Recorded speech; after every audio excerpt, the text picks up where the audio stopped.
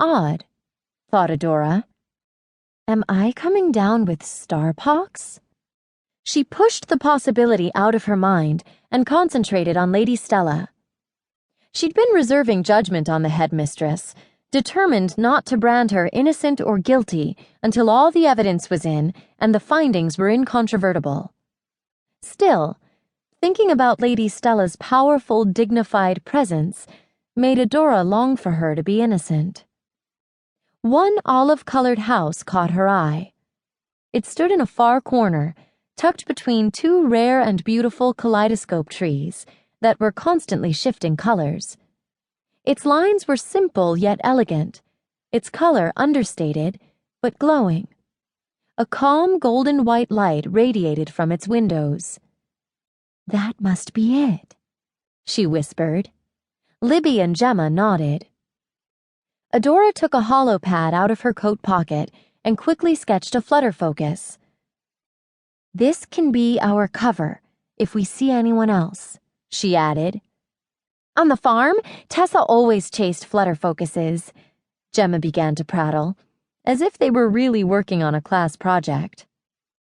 Adora let her talk as they skirted other houses, but when they drew closer to Lady Stella's home, she held up a hand for silence.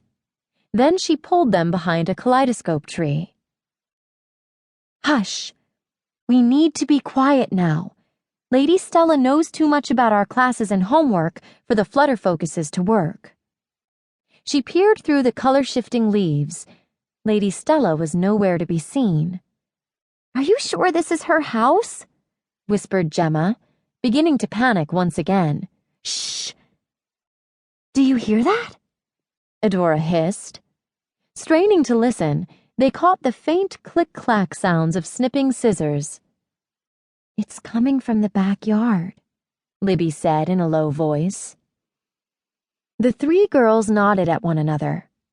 Then they crept along the side of the house until they reached a corner. Peering around, they saw Lady Stella. She was standing in front of a large, lovely garden, ringed by goldenella trees. Glittery yellow calliopes mixed with orange chatterbursts. Coral-colored Roxylinda flowers twined around the purple Zelda blooms. Glitter bees buzzed between rows, and a sweet fragrance wafted through the air. A dozen pairs of scissors hovered near Lady Stella, as if at rest. Lady Stella sipped from a tall glass of sparkle juice. Then she waved one arm at the scissors. The scissors seemed to bow, then flew from flower to flower, snipping off brittle leaves. Lady Stella worked at a leisurely pace, directing the scissors while more tools hovered nearby, ready to work. Clearly, the gardening had just begun. "The garden is huge," Libby whispered. "This could take a very long time." Adora agreed. "Lady Stella won't be going to her office at all this afternoon. We need to tell the others. To the hedge maze." "Okay, who had the bright idea to meet here?" asked Gemma, pouting a bit. Adora, who was standing next to Gemma in front of the maze, held back a smile. "It was me. Bet you wish you had paired with Vega now." Somehow, Vega always knew her way around the maze. A world-class puzzle solver, she actually enjoyed taking tests and figuring out answers. Adora had tried to get Vega's input on an experiment or two over the star years, but Vega had made it clear she didn't like the guesswork involved. She liked tried-and-true answers, resolutions that had been studied for eons.